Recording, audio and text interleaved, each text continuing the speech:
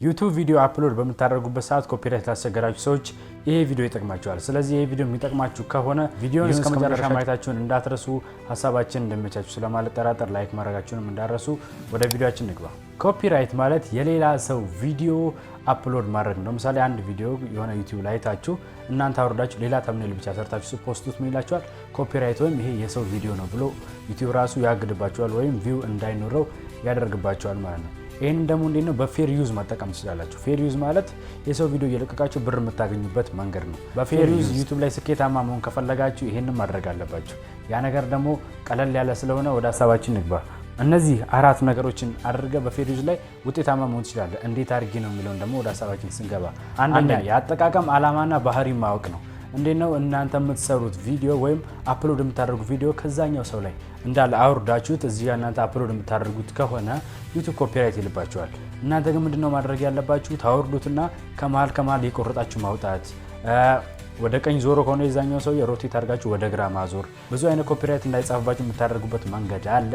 ከዛ ውስጥ ደግሞ ይሄ አንደኛው ነው። ወደ ሁለተኛው ስንገባ ደግሞ ሁለተኛው ደግሞ የምንወስዳቸውን ቪዲዮዎች ማወቅ አለብን።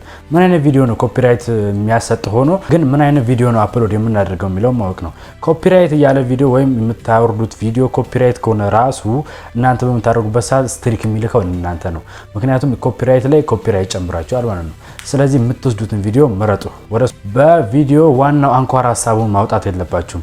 የዛ ቪዲዮ ዋና ሀሳቡን አውጣችሁ አፕሎድ የምታደርጉት ከሆነ ዩቲዩብ ያውቀዋል ያንን ሀሳብ። ስለዚህ እናንተ በምትለቁበት ሰዓት ምን ያደርጋል? ፌር ዩዝ ይቀጣችኋል ወይም ያስቀጣል። ሶስተኛው ደግሞ የቆይታ መጠን ማወቅ ነው። የቆይታ መጠን ማወቅ አንድ ቪዲዮ ከ15 ሰከንድ በላይ ፌር ዩዝ ወይም ኮፒራይት የሚያሰጥ ነገር መጠቀም የለባችሁም ነው። እናንተ ቪዲዮ ሙሉ ለሙሉ አድርጋችሁ ከፖስታችሁት ኮፒራይት ነው። ምንም አድርጋችሁ ኮፒራይቱ ልታጠፉት አትችሉም። ኮፒራይት የምትሰሩት ደግሞ እንዴት ነው? ዋናውን ስራ በማይጎዳ መልኩ ነው።